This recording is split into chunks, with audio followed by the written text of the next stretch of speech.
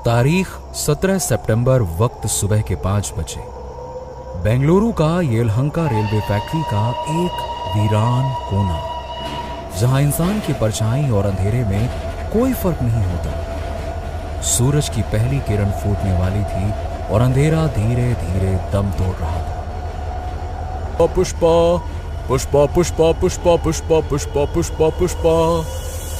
लगभग 50 साल का एक आदमी, जो कि रेलवे में एक मैकेनिक था, अपने कुछ औजारों के साथ उस यार्ड में आया।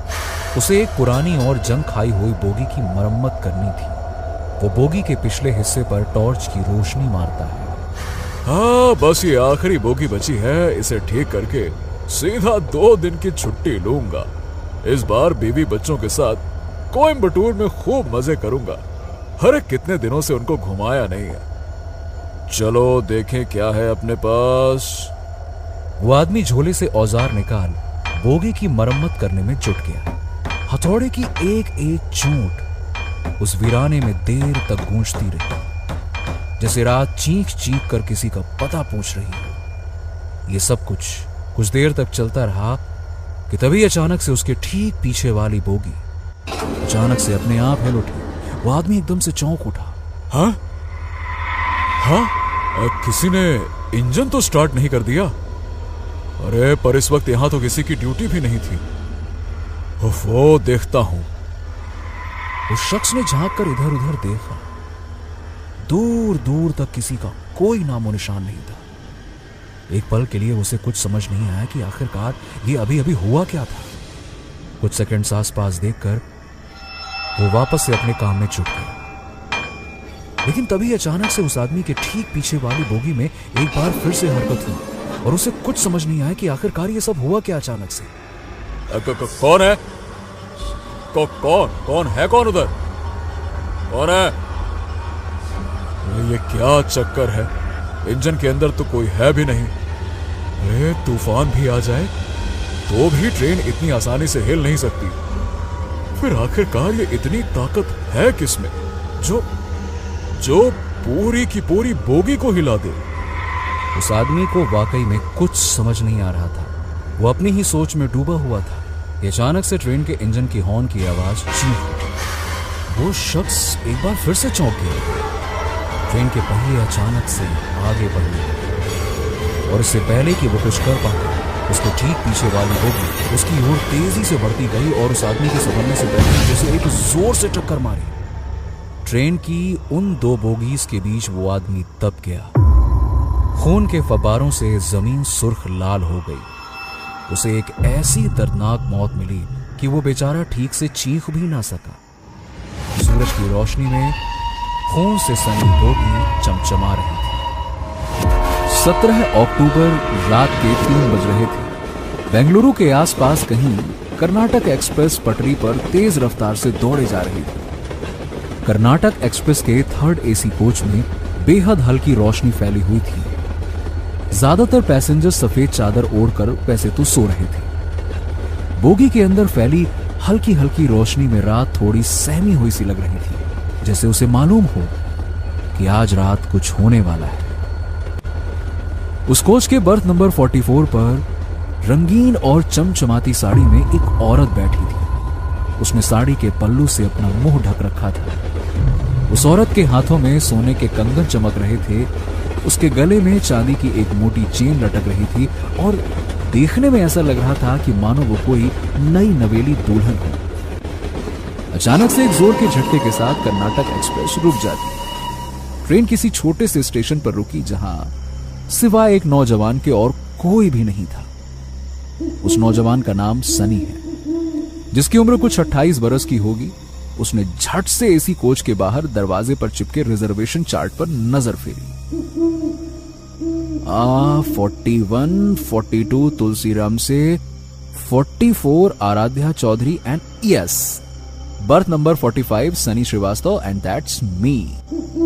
अपना नाम पढ़ते ही सनी फुर्ती के साथ अपना सामान लिए उसी एसी कोच में घुस गया जिस कोच में वो लड़की बैठी थी। ट्रेन वापस से चल देती है। अंदर कोच में घुसते ही सनी के पसीने से लथपथ माथे पर एसी की ठंडी हवा टकराते ही उसके चेहरे पर सुकून छा जाता है।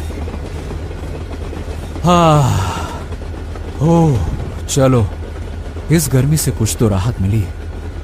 कमबख्त आज रात एक पत्ता तक नहीं हिला बाहर। उफ।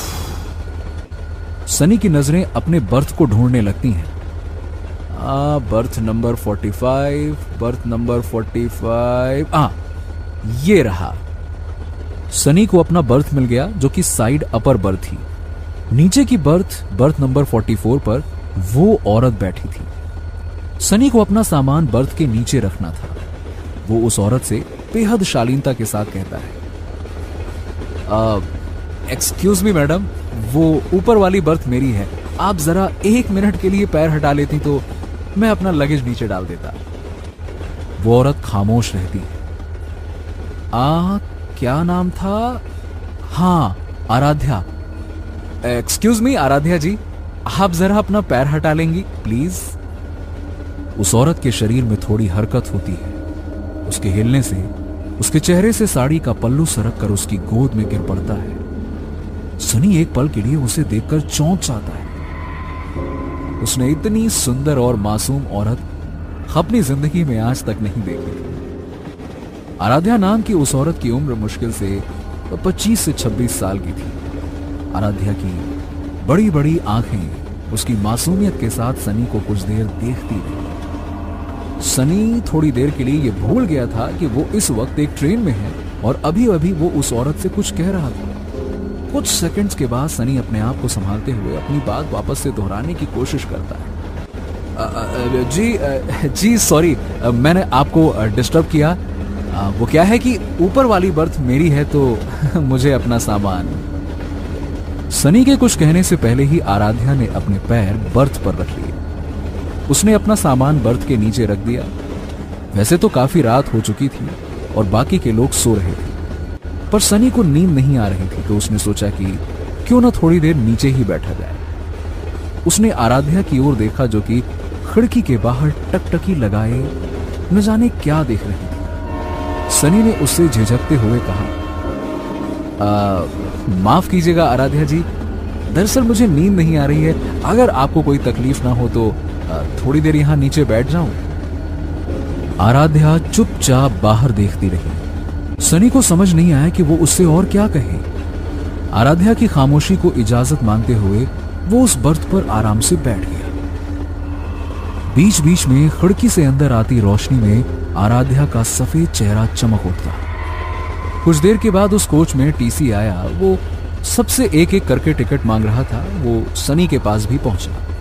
हाँ जी भाई साहब, टिकट और अपना आईडी कार्ड दिखाइए प्लीज। सनी ने टिकट और अपना आधार कार्ड टीसी को थमा दिया। टीसी ने जल्दी से एक नजर डाली और आगे बढ़ गया। सनी ने नोटिस किया कि टीसी ने एक बार आराध्या की बर्थ की ओर भी देखा, मगर कुछ भी नहीं कहा और चुपचाप आगे चला गया। वाह अंकल, वाह वाह वाह वाह, लड़की से कोई पूछताछ नहीं, मतलब सारे कायदे कानून सिर्फ हम लड़कों के लिए हैं। चलो भाई कोई बात नहीं, अपने को क्या है। ठीक है। सनी ने अपना मोबाइल बाहर निकाला। उसे अपने मोबाइल की स्क्रीन पर अपनी मंगेतर शालू का मिस्ड कॉल दिखता है। अरे शालू का मिस्ड कॉल कब आया, पता ही नहीं चला। बेचारी अब तक जगी है, चलो उससे बात ही कर लेता हूं। सनी ने अपनी मंगेतर शालू को कॉल बैक किया। हेलो शालू, तुम अब तक सोई क्यों नहीं? ओप्पो, कैसे सो जाती? तुमने बताया ही नहीं कि तुम ठीक से पहुंचे हो कि नहीं। अरे बाबा, फोन नहीं किया तो क्या हो गया, कोई बच्चा थोड़ी हूँ मैं। और क्या, बच्ची ही तो हो तुम। अच्छा सुनो, मम्मी पापा से ना अच्छे से मिलना। पापा थोड़े गुस्से वाले हैं तो थोड़ा एडजस्ट कर लेना, ठीक है? रिलैक्स यार, और ज्यादा से ज्यादा क्या होगा?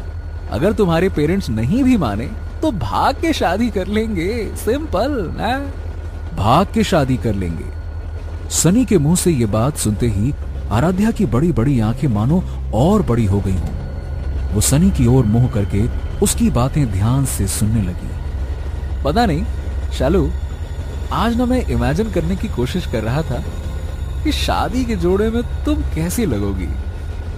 शादी का जोड़ा, जाने क्या बात थी कि सनी की ये बातें सुनकर आराध्या की आंखें भर आईं। उसे ये सब सुना सुना सा पता नहीं क्यों लग रहा था। काजल से भीगी आंखों से आंसू की लंबी बूंद आराध्या के गले पर ढुलक गई।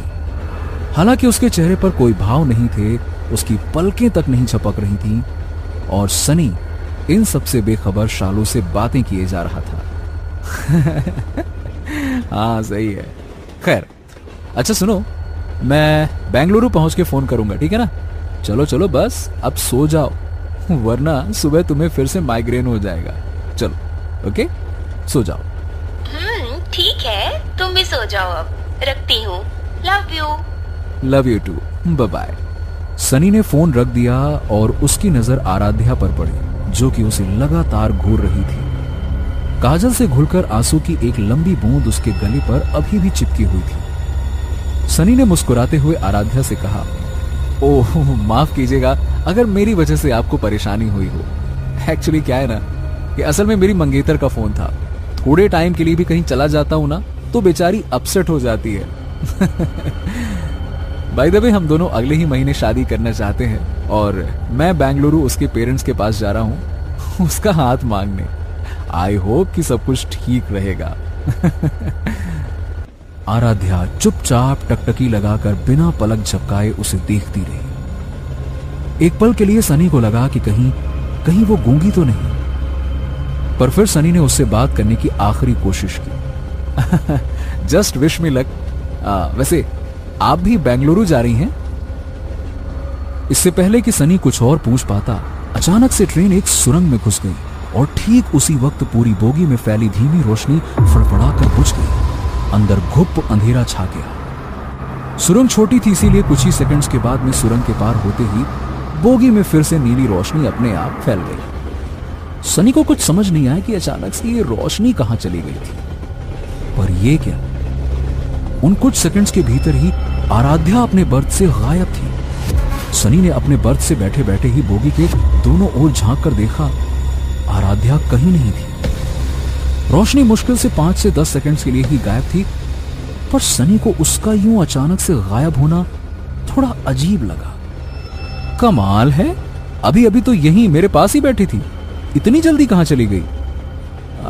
उस तरफ तो नहीं गई, पर अगर इस तरफ भी गई होती तो बाथरूम तक जाने में थोड़ा वक्त तो लगता, और वो भी इतने गुप्त अंधेरे में।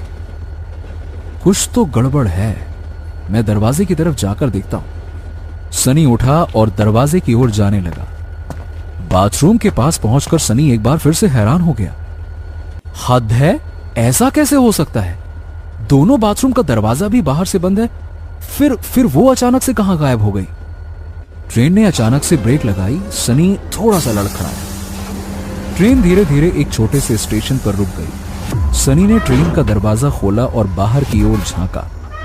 बाहर बोर्ड पर स्टेशन का नाम लिखा था, येलहंका स्टेशन। है, इतनी बार सफर किया इस ट्रेन से, पर इस स्टेशन पर तो यह ट्रेन कभी नहीं रुकती थी। ओह, शायद किसी ने चैन खींची हो। वो औरत भी न जाने कहां गायब हो गई। खैर छोड़ो, मुझे क्या, चेहरा धोकर सीधे सो जाता हूं यार। चलो सोया जाए अब।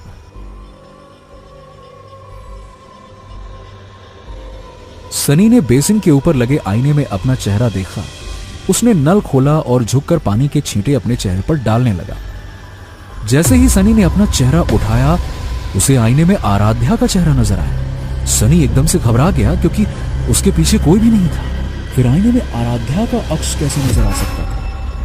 मगर फिर भी हिम्मत करके उसने पीछे मुड़कर देखा, जहां सिवाय लोहे की दीवार के कुछ भी नहीं था। डर के मारे सनी के हलक से एक भी शब्द बाहर नहीं निकल रहा था। आईने की तरफ उसने धीरे से पलटकर फिर से देखा और आईने में उसके चेहरे की बजाय आराध्या का चेहरा नजर आ रहा था। अचानक से आईना खुद ब खुद टूटकर चकनाचूर हो गया। टूटे आईने के हर एक टुकड़े में आराध्या का चेहरा नजर आ रहा था।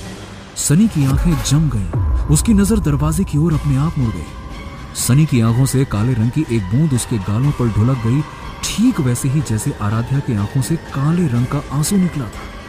धीरे धीरे उसके कदम दरवाजे की ओर बढ़ने लगे बाहर की ओर। स्टेशन पर बाहर आराध्या खड़ी थी। आराध्या उसे लगातार घूर रही थी। सनी सम्मोहित होकर पूरी तरह से उसके वश में हो चुका था। आराध्या धीरे धीरे स्टेशन के बाहर जाने लगी। सनी भी उसके पीछे पीछे चुपचाप बिना कुछ कहे चलने लगा। ट्रेन ने जोर से हॉर्न बजाई और स्टेशन से धीरे धीरे विदा होने लगी। स्टेशन से सनी और आराध्या रात के अंधेरे में ओझल हो गए और प्लेटफॉर्म से कर्नाटका एक्सप्रेस। आराध्या किसी शिकारी शेरनी की तरह आगे आगे चली जा रही थी और सनी किसी पालतू हिरण के बच्चे की तरह बिना कुछ बोले उसके पीछे पीछे चलता जा रहा था। चारों ओर सिर्फ झींगुरों और सूखे पत्तों की आवाज हो रही थी। वो दोनों एक पुराने गेट से होते हुए एक बड़े यार्ड के अंदर पहुंचे, जहां पटरियों पर जंग लगे पुराने ट्रेनों की बोगियां खड़ी हुई थीं। उनमें से एक बोगी के सामने आराध्या अचानक से रुक गई और उसके पीछे सनी। एक जोर के झटके के साथ बोगी के दरवाजे का लॉक टूट गया और दरवाजा धीरे धीरे खुलने लगा। आराध्या बोगी के अंदर चली गई और उसके पीछे पीछे सनी। बोगी का दरवाजा वापस से एक जोर की आवाज के साथ बंद हो गया। सनी के अंदर जाने के अगले ही पल बोगी की लाइट जल उठी। कुछ देर तक खामोशी छाई रही और अचानक एक जोर की चीख के साथ सनी का कटा हुआ सर खिड़की पर जोर से टकराता है। खिड़की खून से सनकर लाल हो जाती है। उस यार्ड के मनहूस वीराने में रात एक और खौफनाक मौत की गवाह बन गई। ब्रेकिंग न्यूज, एक और बड़ी खबर आ रही है बेंगलुरु से, जहां येलहंका रेलवे फैक्ट्री में आज सुबह एक और खौफनाक कत्ल को अंजाम दिया गया। जी हां, ब्रेकिंग न्यूज, लगातार चौथी दर्दनाक मौत। हाँ बोल दीप्ति, जल्दी से ऑफिस आ जा। बॉस ने इमरजेंसी मीटिंग बुलाई है। अमेरिकन क्लाइंट है, ऑनलाइन प्रेजेंटेशन है and they need the best coder, जो कि तू है। तो बस जल्दी से आ जा यहाँ। दीप्ति, बॉस को बोल दे मैं नहीं आ सकती। अमेरिका से बड़ी इमरजेंसी यहाँ लगी है। कल मिलती हूँ। अरे लेकिन देविका। देविका हेगड़े, उम्र 26 साल, बेंगलुरु की एक बड़ी आईटी कंपनी की एक सुपर ब्रिलियंट कोडर, स्वभाव से झक्की और तेवर की गरम। ये देविका के व्यक्तित्व का वो सच है जिसे दुनिया जानती है, लेकिन देविका का एक दूसरा सच भी है जिसे सिर्फ वही जानती है, और वो है कि देविका को स्कूल में ही सुपर नेचुरल सब्जेक्ट्स में इंटरेस्ट आने लगे थे। कॉलेज आते आते वो इलेक्ट्रॉनिक्स फ्रीक हो गई थी और साथ में एक कंप्यूटर कोडर भी, लेकिन समय के साथ सुपर नेचुरल सब्जेक्ट्स में उसकी दिलचस्पी धीरे धीरे करके और भी बढ़ती गई। उसने इंटरनेट पर भी दुनिया के तमाम खोस्ट हंटर्स यानी कि आत्माओं को खोजने वाले लोगों पर कई साल रिसर्च किया और खुद से कई सारे इलेक्ट्रॉनिक गैजेट्स एंड मशीन्स बनाए। इन गैजेट्स एंड मशीन्स की मदद से वो आत्माओं का पता भी लगा सकती है और उन्हें कैद भी कर सकती है। देविका को पूरा यकीन था कि उस रेलवे यार्ड में किसी न किसी की आत्मा तो मौजूद है और उसी ने ये सारे के सारे खून किए हैं। देविका बाइक पर लगे मोबाइल को ट्रैक कर लोकेशन के पास पहुंची। लोकेशन एक गेट के अंदर था, पर गेट पर एक बड़ा सा ताला लटका था, यानी कि सील्ड था। लोकेशन तो यही है, मुझे अंदर चुपके से जाना होगा, लेकिन गेट तो लॉक है। ताला तोड़ा तो किसी को शक हो जाएगा। अंदर जाने का कोई दूसरा रास्ता जरूर होगा। देविका ने अपने बुलेट को थोड़ी दूरी पे पार्क किया और एक दीवार के करीब पहुंची। उसने देखा कि थोड़ी दूरी पे दीवार का एक हिस्सा टूटा हुआ है। देविका उस टूटे हिस्से से गुजरकर बड़े आराम से कैंपस के अंदर आ गई। देविका ने चारों ओर नजर घुमाई। सूरज ढल चुका था और अंधेरा धीरे धीरे दबे पांव फैल रहा था। देविका ने अपने बैग से कुछ गैजेट्स निकाले। उसने एक ईएमएफ मीटर को घड़ी की तरह अपने कलाई पर बांध दिया। जब क्या होता था कि कोई आत्मा आसपास मौजूद हो तो ईएमएफ मीटर की लाइट जल उठती थी। देविका ने ईएमएफ मीटर ऑन किया और आसपास इधर उधर चलने लगी।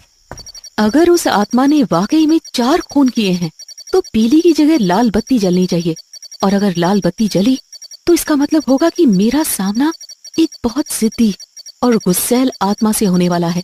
देविका कुछ देर इधर उधर घूमती रही, पर किसी भी मशीन में कोई भी हरकत नहीं हुई। लेकिन उसी वक्त देविका की नजर उस बोगी पर पड़ी जहां आज सुबह सनी की मौत हुई थी। उस जगह को पीली पट्टियों से घेर दिया गया था।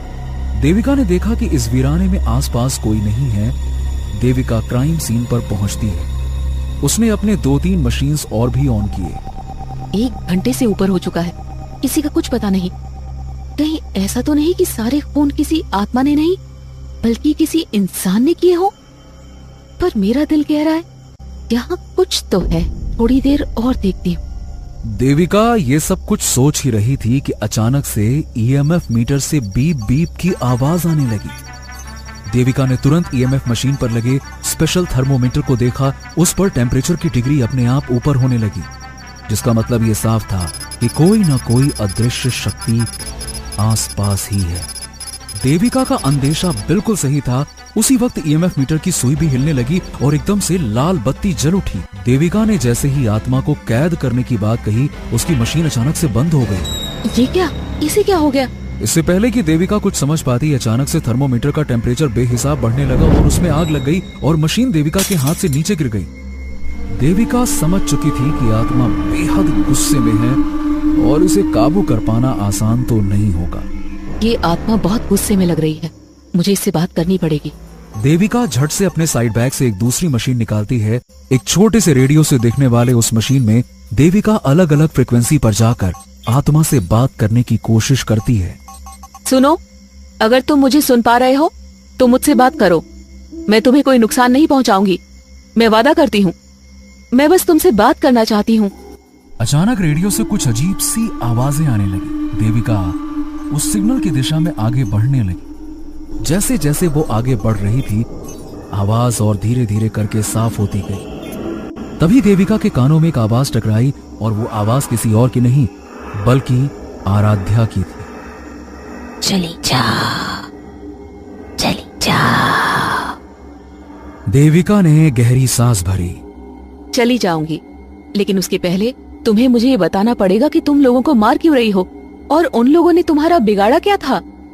चली जाओ वरना तुम्हें भी मार डालूंगी।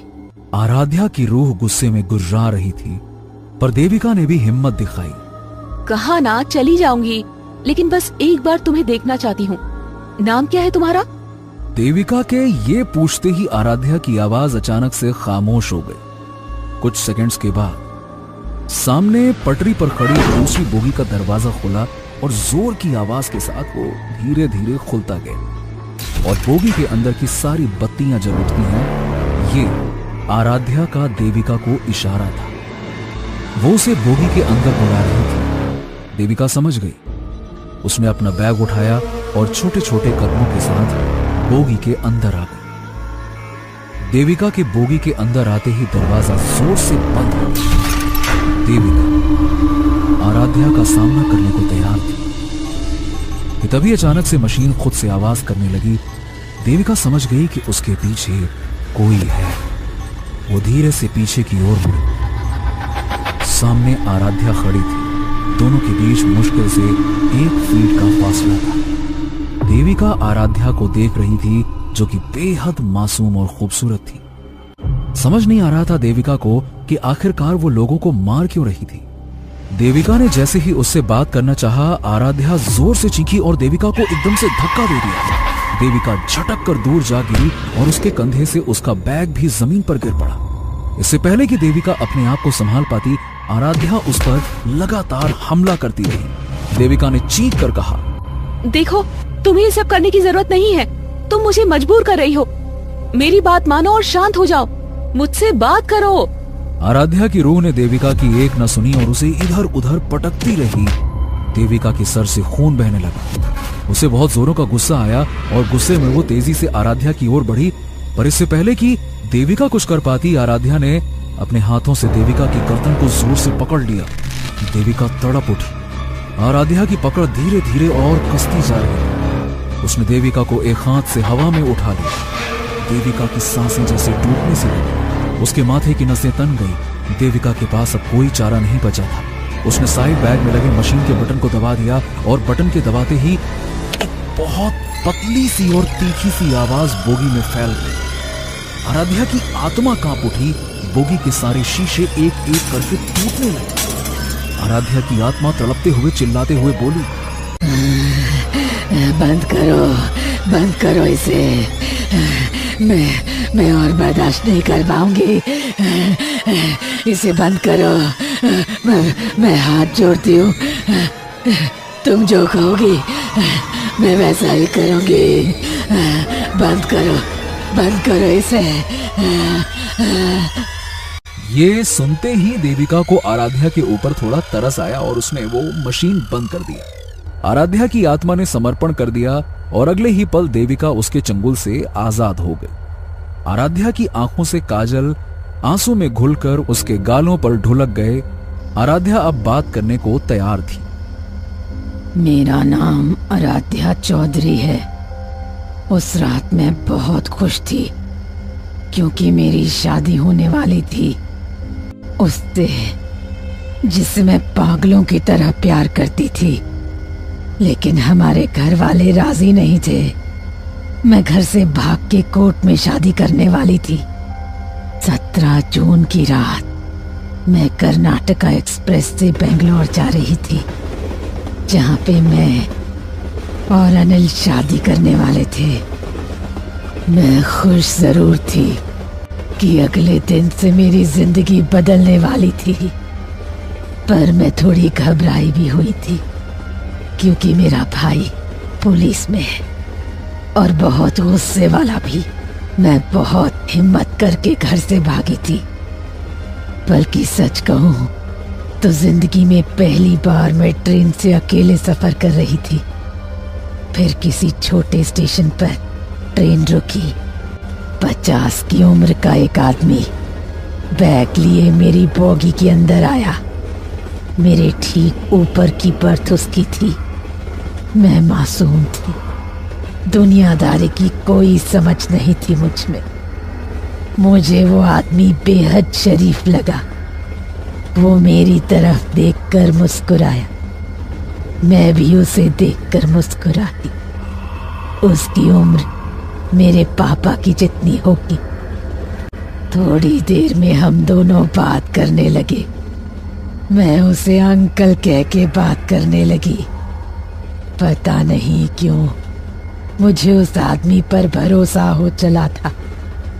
मैंने उसे सारी बात बता दी कि मैं घर से भागकर बेंगलोर जा रही हूँ और कोर्ट में शादी करने वाली हूँ।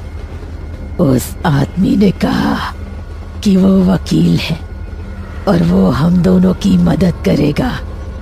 उसने मुझे ये कहकर डरा दिया कि हो सकता है कि बेंगलोर में मेरा भाई मुझे और अनिल को पकड़ ले।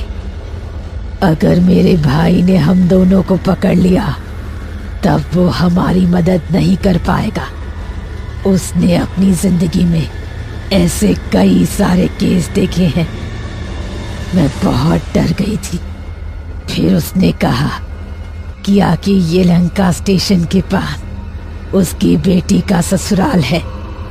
आज रात मैं वहीं रुक जाऊं और अगले दिन वो आदमी किसी दूसरे कोर्ट में हमारी शादी करा देगा, क्योंकि येलहंका में वो बहुत लोगों को जानता है। मैं उसकी बातों में आ गई और हाँ कर दिया। ये मेरी जिंदगी की सबसे बड़ी और आखिरी भूल थी। उस आदमी ने चुपके से ट्रेन का चेन खींचा और येलहंका स्टेशन के पास ही ट्रेन रुक गई। मैं अपना सारा सामान लेकर उस आदमी के साथ उतर गई।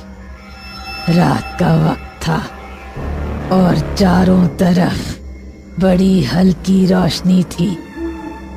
थोड़ी देर साथ चलने के बाद पर उसने हंसकर मेरी बात टाल दी और बस चलते रहने को कहा। मैं बस 2 कदम बढ़ी ही थी कि अचानक उस आदमी ने पीछे से मेरा मुंह अपने हाथ से दबा दिया। उसने एक झटके में मेरी सोने की चेन मेरी गर्दन से निकाल ली। मैंने चिल्लाने की कोशिश की पर वो काफी ताकतवर था। मैंने जोर से अपना दांत उसके हाथों में गाड़ दिया। वो दर्द से चीख उठा। मैंने भागने की कोशिश की पर उससे तेज नहीं भाग पाई। उस आदमी ने मुझे फिर से पकड़ लिया। मैं डर के मारे जोर जोर से चीखने लगी। उस आदमी को गुस्सा आया और वो मेरा गला दबाने लगा मेरा दम घुटने लगा। कुछ सेकंड के अंदर मेरी मौत हो गई। कहाँ अगले दिन मैं दुल्हन बनने वाली थी और कहाँ मेरे सामने मेरी ही लाश पड़ी हुई थी। मेरी गलती बस इतनी थी कि मैंने आंख मूंद कर उस आदमी पर भरोसा किया।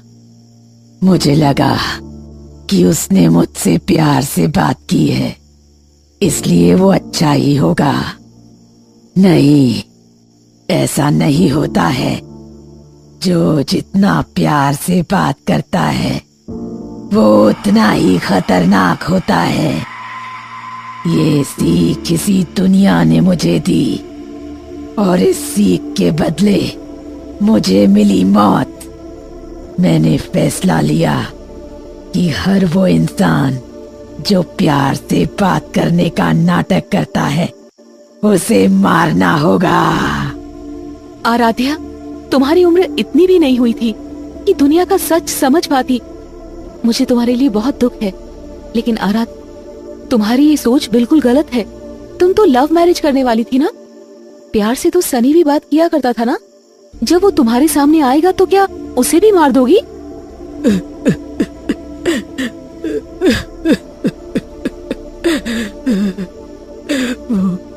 वो बेचारा अनिल, मैं जानती हूँ कि अनिल आज भी मेरा इंतजार कर रहा होगा।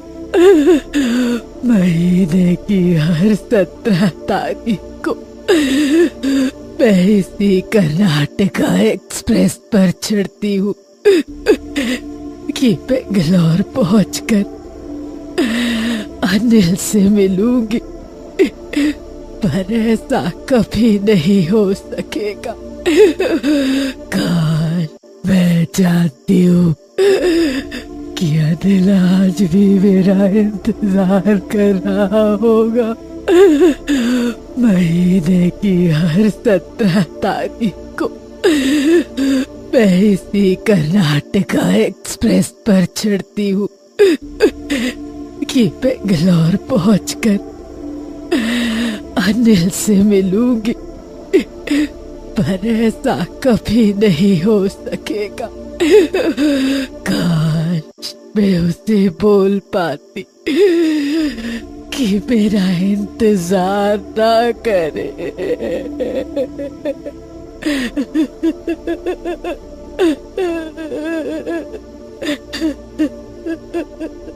क्या तब शांत हो जाओगी? लोगों को मारना बंद कर दोगी? मतलब मैं तुम्हारा मैसेज अनिल को पहुंचा दूंगी। मगर ऐसा कैसे होगा? इस मशीन में तुम्हारी आवाज रिकॉर्ड हो जाएगी, फिर तुम्हारा मैसेज अनिल को दे दूंगी। It's my promise. लेकिन तुम्हें वादा करना होगा कि तुम अब किसी को नहीं मारोगी। वादा करती हूँ।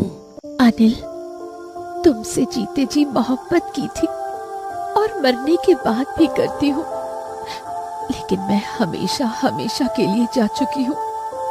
मुझे मुक्ति चाहिए और तुम्हारा इंतजार मेरी भटकती आत्मा को ये दुनिया छोड़ने नहीं देगा। अनिल, प्लीज इसे मेरी आखिरी ख्वाहिश समझना। मुझे भूल जाओ और नई जिंदगी शुरू करो। हमेशा खुश रहना। तुम्हारी आराध्या। आराध्या की आत्मा अब मुक्त हो गई। देविका खुश थी कि शहर में अब और कत्ल नहीं होंगे, मगर क्या देविका का ऐसा सोचना सही था? दोस्तों, कैसी लगी आपको ये खौफनाक और रोमांचक कहानी? नीचे कमेंट करके जरूर बताइए। और अगर आपको ये कहानी पसंद आई तो लाइक, शेयर और भूतनाशक पार्टी को सब्सक्राइब करना ना भूलें। हर शुक्रवार हम लाएंगे एक नई हॉरर स्टोरी, तो तुरंत बेल आइकन को दबा दें ताकि ऐसी ही हैरत अंगेज कहानी आपसे कभी छूट ना जाए, क्योंकि डरोगे तभी तो आगे बढ़ोगे।